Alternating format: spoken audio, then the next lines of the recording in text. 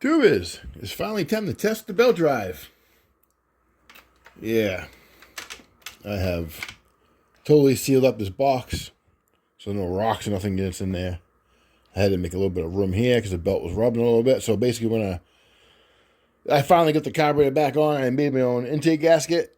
I was going to film it, but when you get your hands all dirty and you don't want to touch the phone, start doing stuff like that, filming's a pain. So I just did it off camera, but I got the intake back on, carburetor all back on, new gaskets.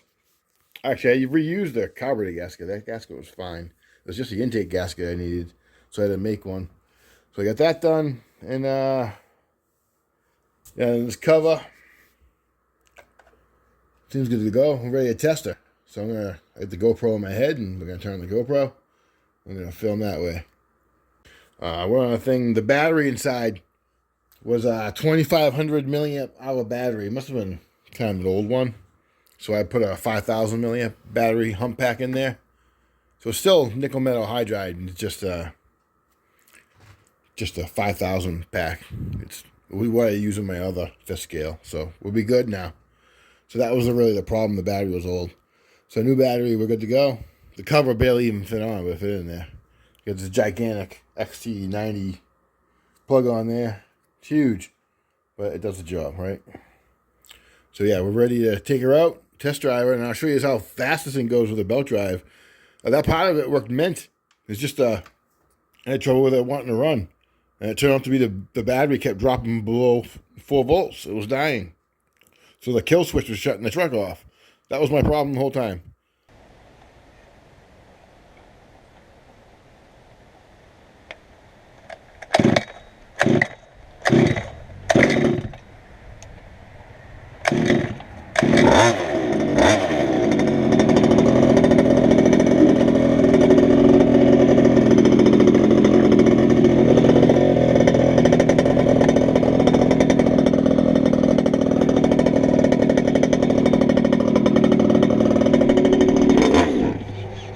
Oh, come on.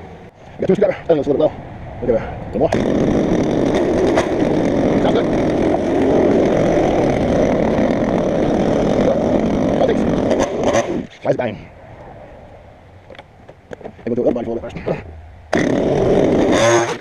That's the same thing before. Down turns.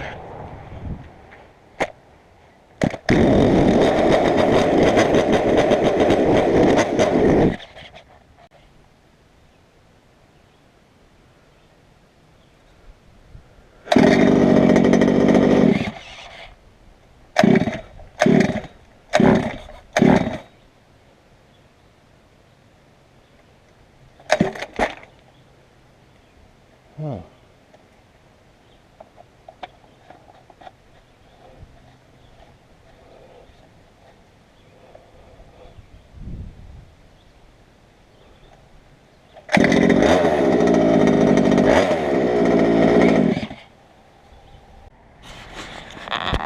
Alright, so I know what's wrong. The kill switch is cutting out every time I steer it for some reason. The voltage is not dropping though. So I don't understand why it's killing it now, so I'm just gonna make sure it don't kill nothing no more. Then we'll run.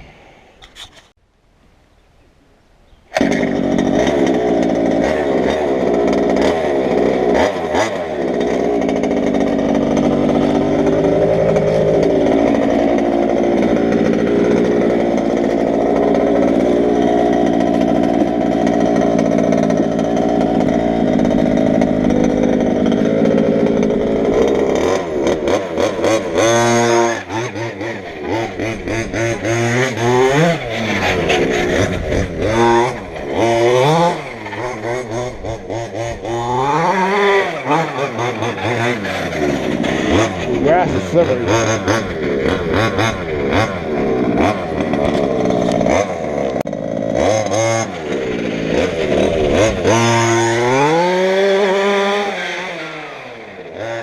It's going good.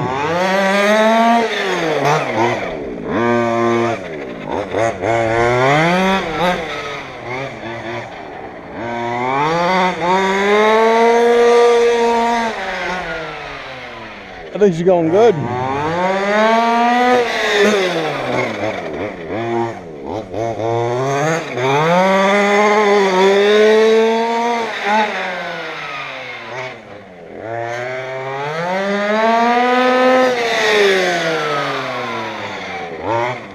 The brake ain't doing shit.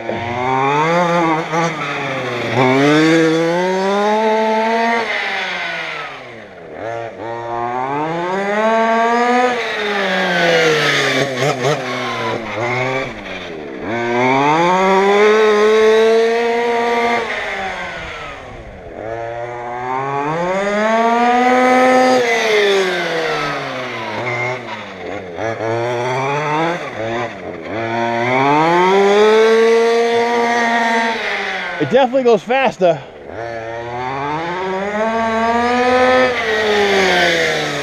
It's running good now. My brakes ain't doing anything. I got all fast eddy bearings now. Every bearing is changed.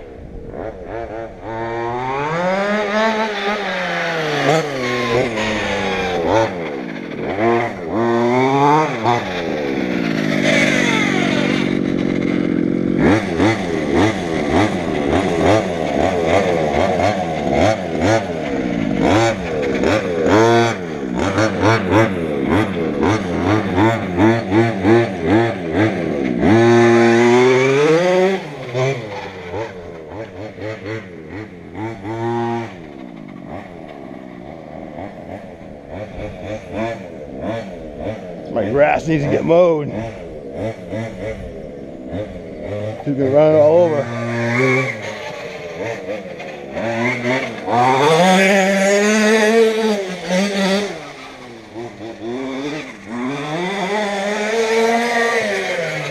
It goes good. Whoops. Whoops. Oh, my little heat protector thing came off, and the line hit the pipe and melted. So I gotta fix that line. That's my return. So we're done for it now, but you can see it went good. Hopefully you guys like this video. I'm gonna take the boat cover off and show you guys what it looks like inside the house. We're not done yet.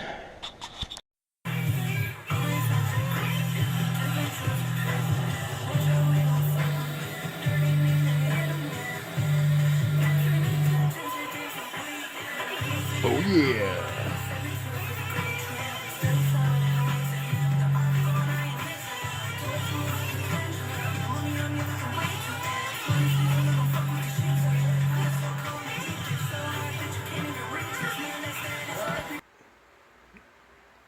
Oh yeah. Alright, tubers, I repaired that fuel line. This is a piece of a soldering mat. I'm using it to, I'm trying to use it to keep the fuel lines away from the header. I mean, even without it, they're away from it.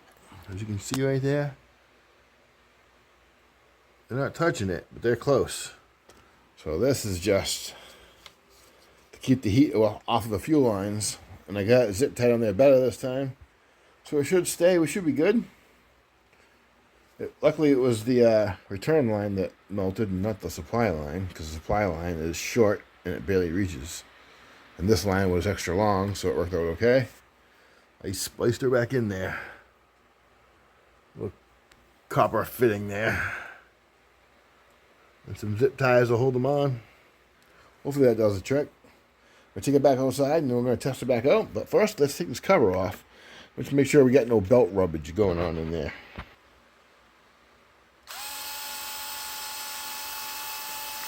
Electric screwdriver. If you ain't got one, you need to get one.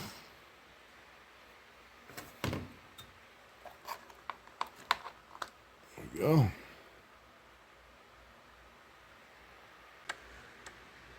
Looks pretty good.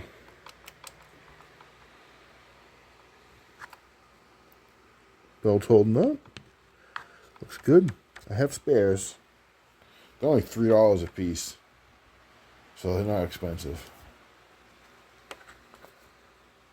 Yeah, so I'll get this cover back on. I don't see any, it ain't rubbing nowhere. It was rubbing on the top at first, but I heated it up and made more room. Looks like it's alright now. No rubbing. No rubbing anywhere. We just got dust inside there. Just dusty. So yeah, I'm going to put the GoPro back on. We'll take it back outside. Running better now.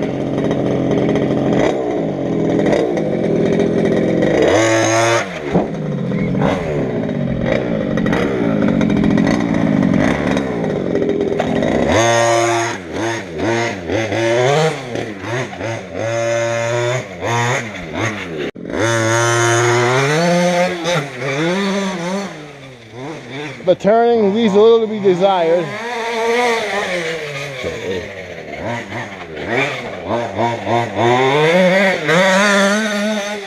This is running great.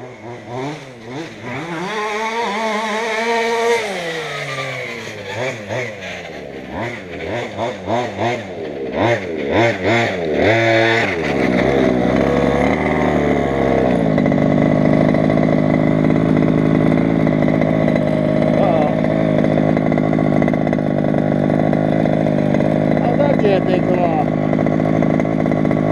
Get it?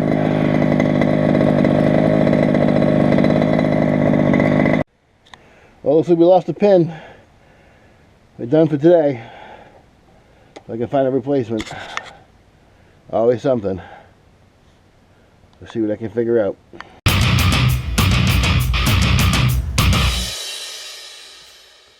Tubers, a little update. I did find something to fit there. This is actually a stub axle to a redcat shredder. It also fits the DHK Maximus, same part. It works. It's the same size as that pin that goes through there, and of course it's tapped for a grub screw to hold the drive pin on it, you know, because it would normally go in the car. So I just put a screw in there with a washer, and I put a piece of rubber around the screw.